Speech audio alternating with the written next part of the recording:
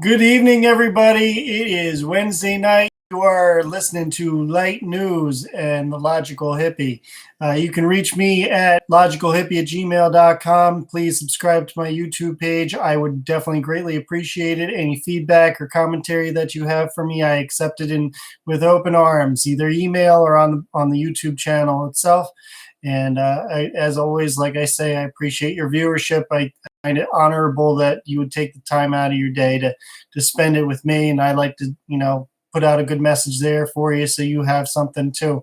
Hey, to talk about that, I'm briefly going to mention it's weird.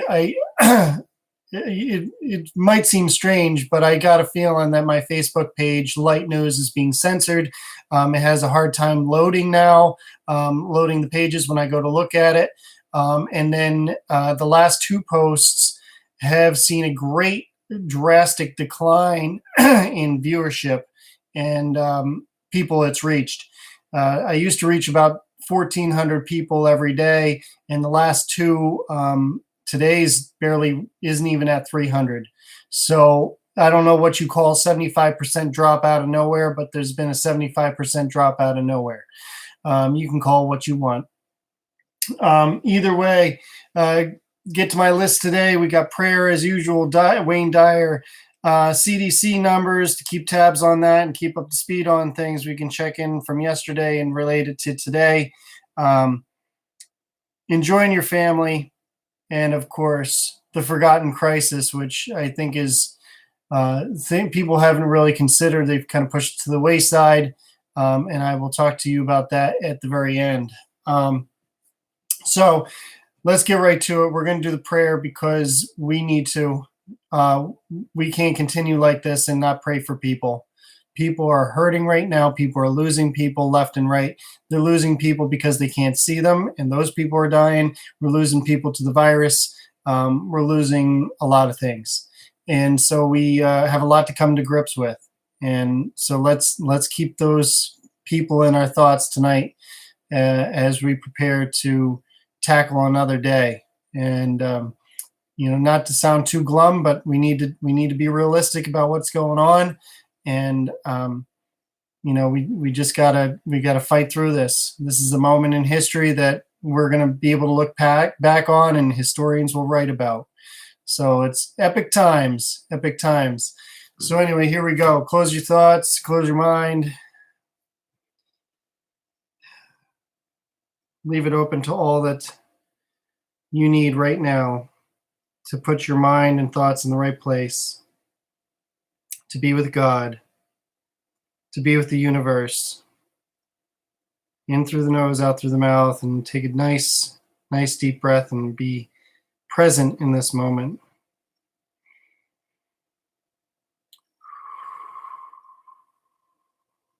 And Lord, we thank you for this day, a glorious day that it was, getting to work and my kids getting some schooling. Thank you for all the blessings that I have and the things that are in my life that keep me safe, keep me warm, keep me happy and healthy. I'm a very fortunate person with a very loving, sweet, fortunate family.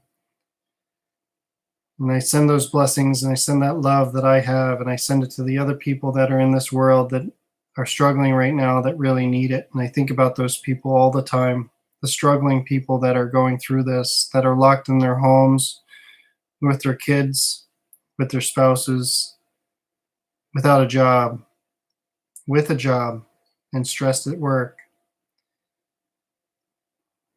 We need to send those people good thoughts, strength, courage, perseverance. Please build them up. Give them hope. Amen. God bless my family and God bless your family. We are going to get through this and we are going to be okay at the very end. I believe that. I know that to be true.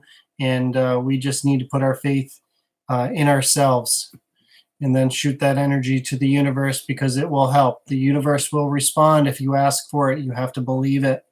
You have to believe it, or you never see it. And you'll see it anyway. They'll send you messages and you'll just brush them off as coincidences or whatever happens in your life. But It's not just happenstance. There's purpose to it. Wayne Dyer talks about it, which is why I use Wayne Dyer. Lao Tzu talks about it from 2,400 years ago. Socrates talks about it. Buddha, Gandhi, MLK. I mean, come on, man.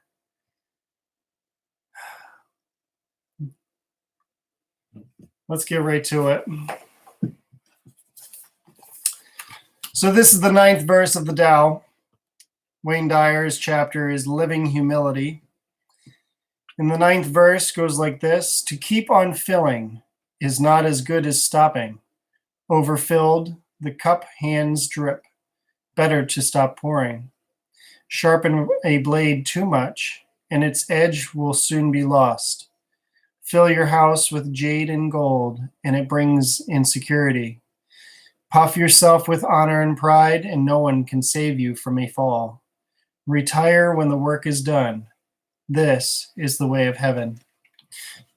To allow things to go, to let things be. To drop your ego and the need and desire to prove yourself beyond you're already proofed. If you prove yourself, let it go and let others see that you are humble.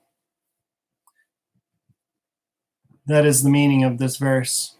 To not want more than you need. To have enough. And that's what this virus is teaching us right now. That we live beyond our means, we live beyond our needs. And that we can live with very little. Because that's what we're doing now. We're finding that out. Living simply. Now it's funny because I really actually love this stuff. I'm home every night, and this is no different than I've been doing the last 5+ years or more. That I've been, I wouldn't say social distancing, but social distancing. I love my house. I live in the woods, and I like it there. I have a beautiful property and a porch that I can sit on. I have nowhere to go, no need to go anywhere, and I bring food home that I cook myself. And it costs me like $15 to feed me and my boys, and it feeds us for 2 nights. That's cheaper than McDonald's by a long shot. So, and it's nutritious, and it's at home, and we're sitting around the dinner table.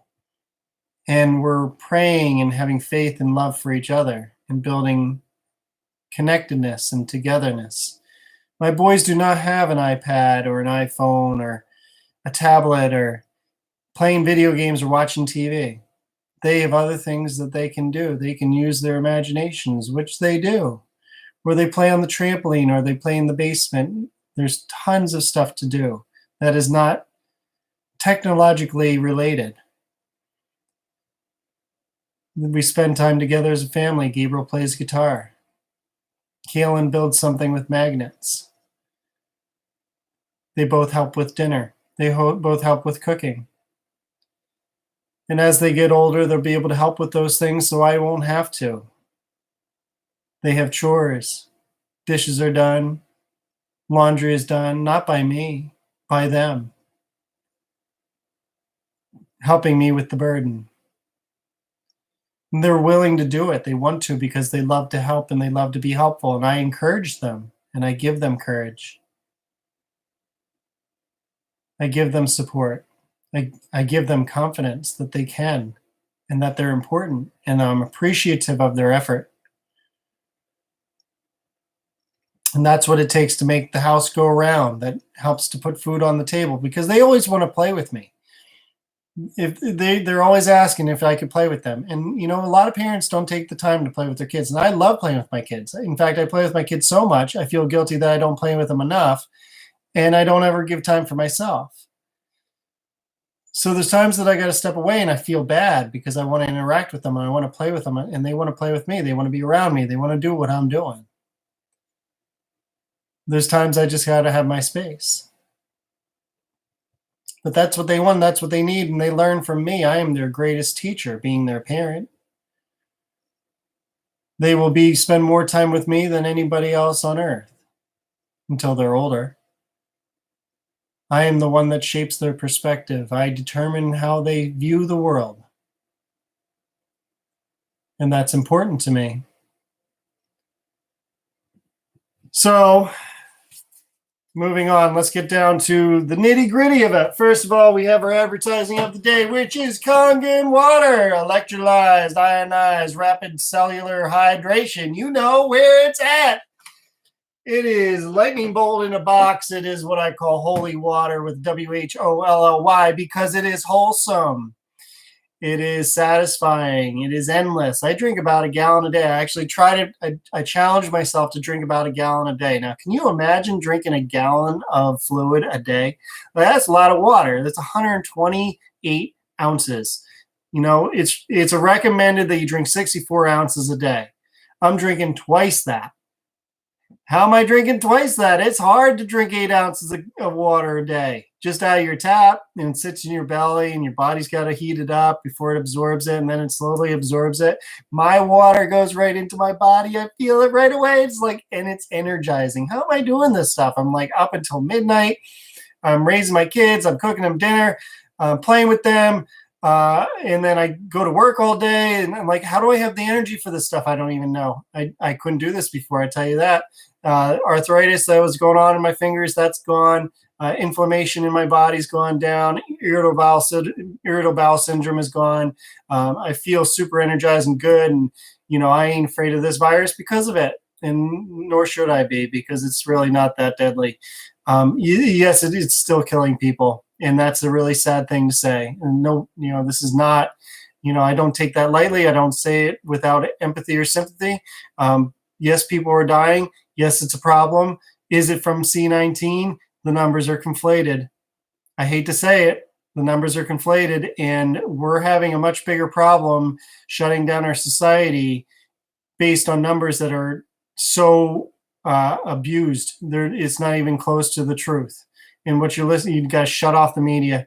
I can't tell you enough. You got to shut the TV off because it's not helping you.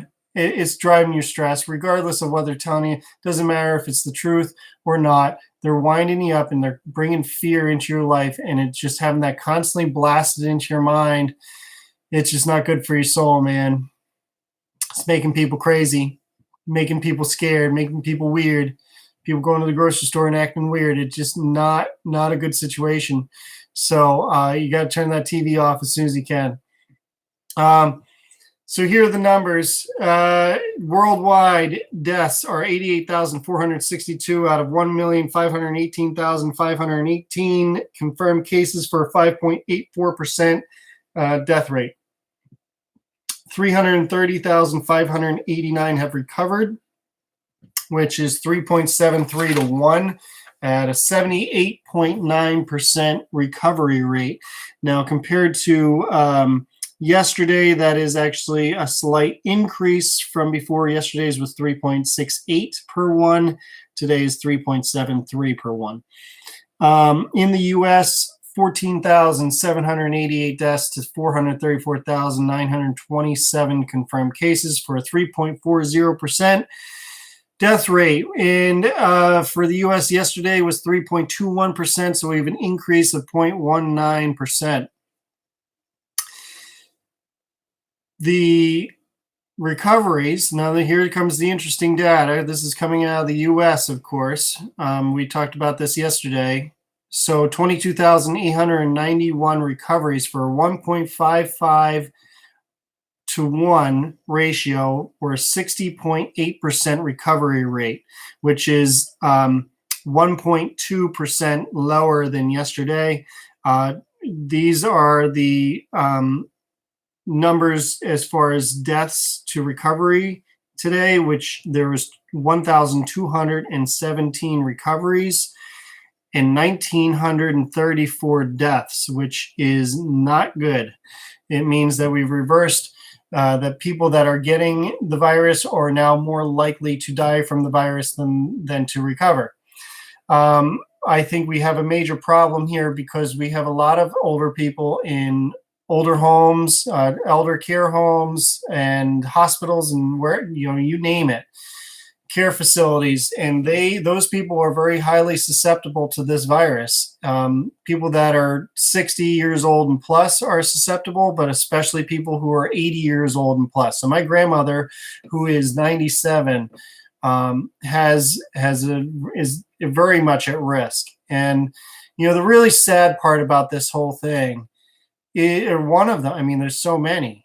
Okay, so this is the problem right here in a nutshell, is that yes, people are dying from this virus, and that's something that we need to curb. And it's we don't want to see people die. They're like, the more people who recover from this, the better, is like the end game. So there's no good outcome here. People are going to die from this virus regardless, and people are going to die without the virus, but because of the reaction to it.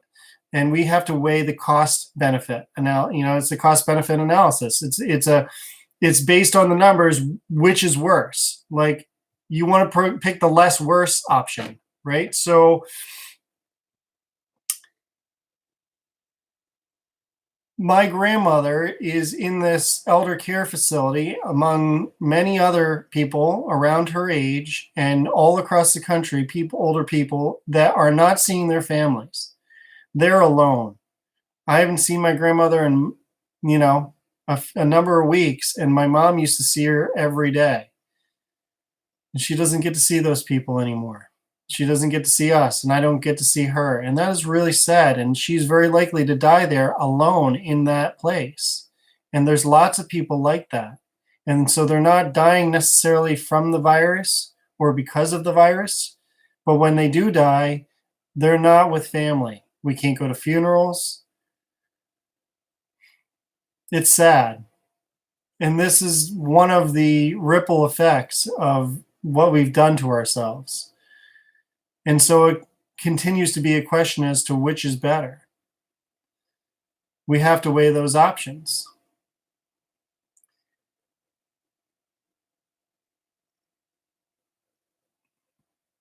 It's a hard thing.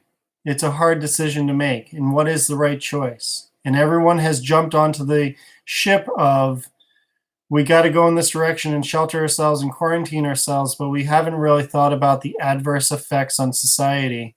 We've just dumped $2 trillion into our country that we'll never get back. It's not a stimulus. It's a floating recovery money. It's not free money. Nothing's free in this world. Somebody's paying the bill somewhere along the way. It's either you or them. And they're talking about more money for more things. And there was already useless, worthless pork belly spending in the last one. And they're talking about more and funding, having funding for illegal aliens, illegal immigrants. What do those people have to do with our country? They're illegal people in our country. We need to take care of our own citizens first. My word, can we please do that first? It's like a battle just to take care of your own citizens. And there's people struggling in this country that have homes, that are here legally, that are American citizens, that just are losing their jobs and losing their life and losing all their stuff. They're losing their minds. We were in a mental health crisis before this thing hit. What happened to that? It's still there, but it's much bigger now, because you're going to have 30 or 40 million people on unemployment, not having enough money to pay their bills. Suicide rates are going to go up. Abuse is going to go up. Our society is going to cry. You can look at it just by reading Facebook. People are losing their minds. This is not, if you think this is a better option of staying home and forcing people to be home, I'm sorry. I'm not with you on that. I'm not with you on that at all. I think we need to get people back to work who are willing and able and young and able to do it. And people who are concerned need to stay home. We can't shut down everything because we're going to lose everything. Literally, we're going to lose everything. It's not a good situation. We're right up against it with tyranny. People are starting to call out other people for doing activities that they don't approve of. Maybe it's somebody that doesn't like you. They just don't like you, so they report you. Is that what we want? Because that's where it will go. I'm fine in my little comfortable house but I know what it's like out on the street. I know what it's like in the city. And I can't even imagine what people are going through right now and what kids are going through. Little kids that are being taken care of by parents that are not in a good place. This is not good. We need to get out of this. And there is a solution to get out of this. And it's not staying in our homes. Not everybody's dying from this virus. It's proven by the statistics alone. Do the math. I gave you the numbers. You can do it yourself. 5.84% worldwide death rate, 3.4% in this country just on confirmed cases. There's 350 million Americans in this country, and we've only tested 434,927 for a 3.40% death rate. We're destroying more lives than that right now. It hasn't killed people yet. Just wait. Just wait. We're shut down for another month, 2 months, 3 months, like some people are suggesting. What are you, crazy? People are already dealing with too much. They just canceled school for the rest of the year in my state. And mothers are already complaining because they're not ready for this. People are they don't even know what to make for food. They can't take care of themselves on a regular basis in this way with that much stress.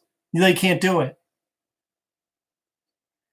And furthermore, the point that I keep making is that you cannot force people to do something unless you do it at gunpoint. Well, you know what? They just changed the game because they're not going to do it at gunpoint because that would be too obvious. You know how they're going to do it? By forced vaccinations.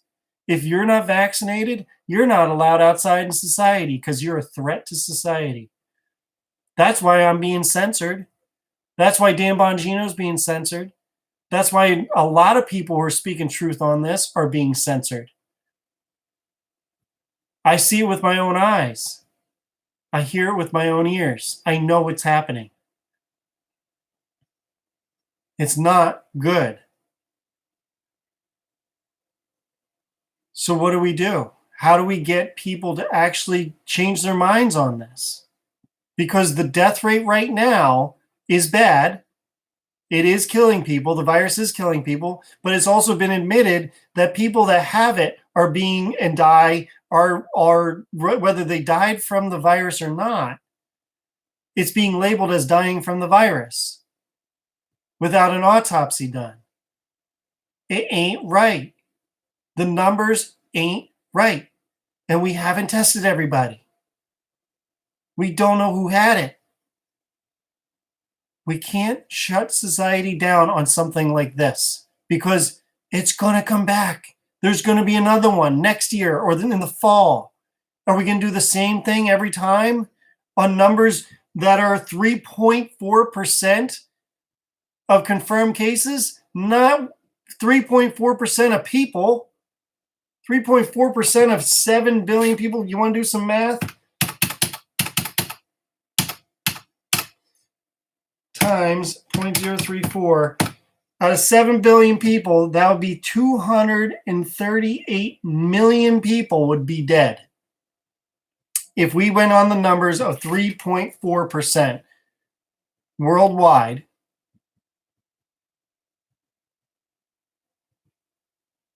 $238 million people would die. Is that what's happening? No, that's not happening. If that was in the US, which is really more a correlation, so we have 350 million people in this country times 0.034 is 11 million people would die in this country. It's a lot of people, almost 12 million. It's a lot of people. It's like New York City would be just dead, wiped out, right? That's not what's happening. We don't know what the number is because it's been manipulated. It's less than what we're being told by a lot. And then on top of that, we're not told to be healthy to combat this virus. We're being told to sit in our houses and wait for the government to come up with an answer and give us a drug or inject us with a vaccine. What's going to happen next year? The same thing. We're going to dump another $5 trillion out of thin air into nothing. We got to think real fast, people. And here's the thing. My grandfathers both fought in World War II. They gave their lives up for this country. They survived, and they came home. My one grandfather diffused mines on the beaches of Normandy, built bridges, tore them down, blew them up. He put his life on the line, and so did millions of other veterans over the course of the history of this country, so that I could have a life. Now, do you think they put their life on the line for me again at 80-something years old? Yeah, heck yeah, I would. Sign me up. If I was them and I had laid my life on the line against Nazis in 1941 to 45, and I came up with the chance again where there was a virus pandemic that was taking out people 80 years old plus, and I was asked, would I give up my life again? Yeah, I lived my life. That's what I would say. I've lived my life. If it saves your life again, I would do it again in a second.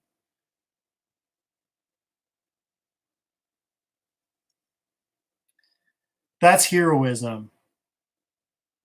That's giving your life for freedom. Instead, we're cowering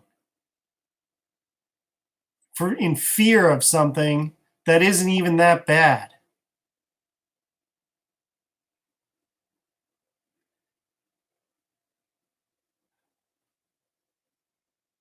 Where's our heart?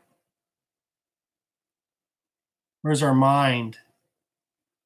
Our mind is watching the stupid box, telling us what to think and what to do and what to be afraid of. Sickening.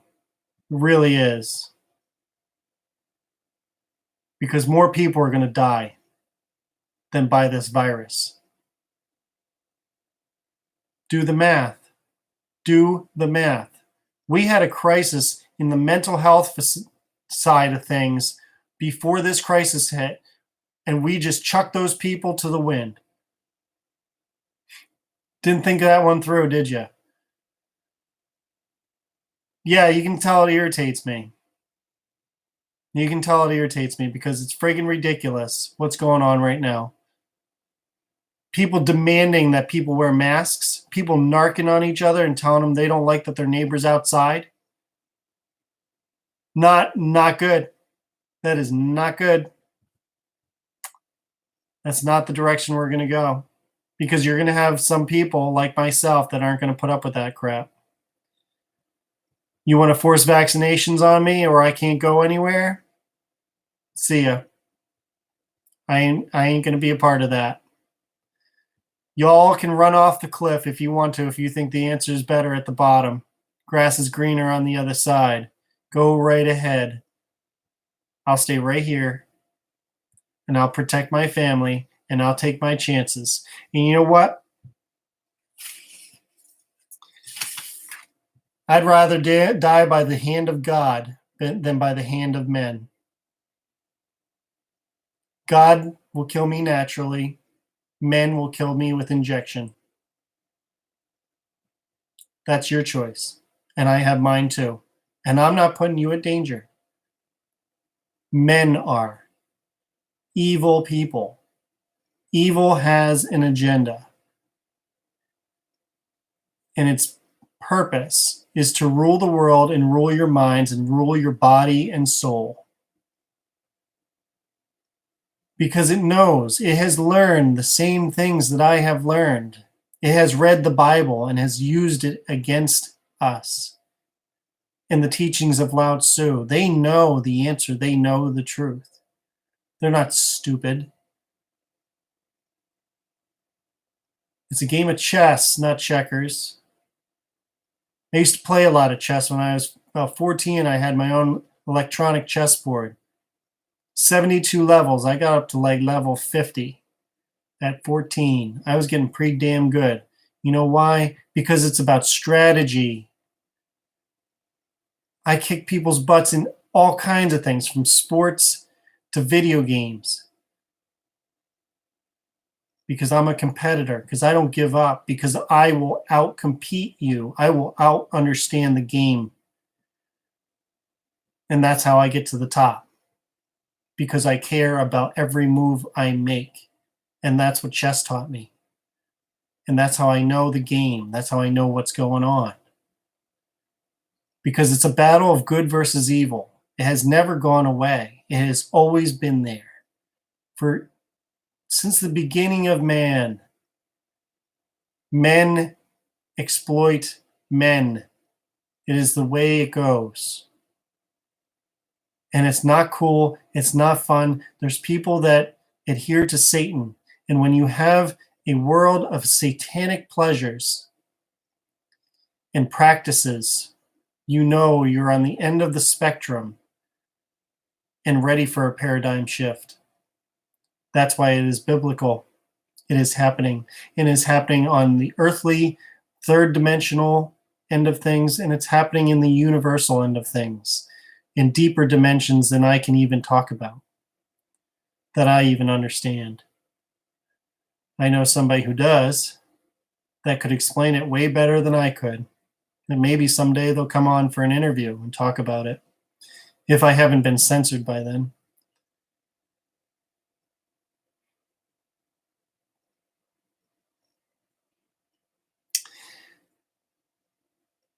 Health is our responsibility, and it's the way against this new world order of evil that wants to poison our food and our skies and our water and our land and everything in it ourselves. It has toxified us from the top down. It has toxified our minds with BS on a television, just like Big Brother in 1984. It's so obvious, it's right in front of our faces. Read Animal Farm and you'll see the 4 phases of society: revolution, growth, complacency, dictatorship. This is the path of humanity.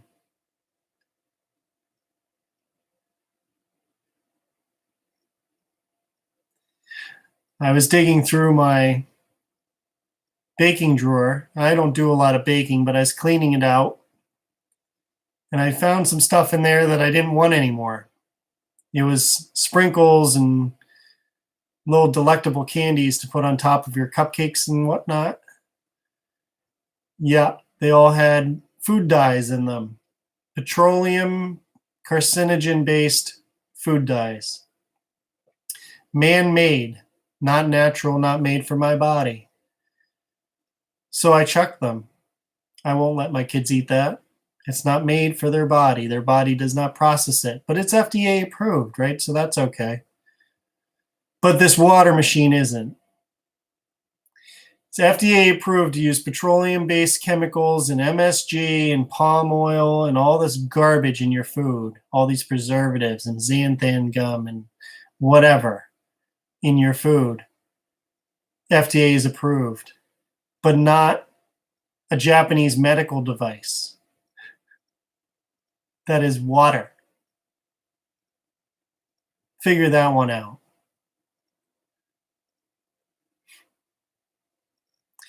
Have you noticed how clear the skies are since they stopped polluting them? Cracks me up that there's people out there that believe in global warming and environmentalism, and they'll blame it on cars and CO2 from the exhaust and CO2 from the factories, coal factories, and we need solar power and solar charged battery operated cars. But the smoke from the planes isn't chemtrailing. Do you not notice the difference?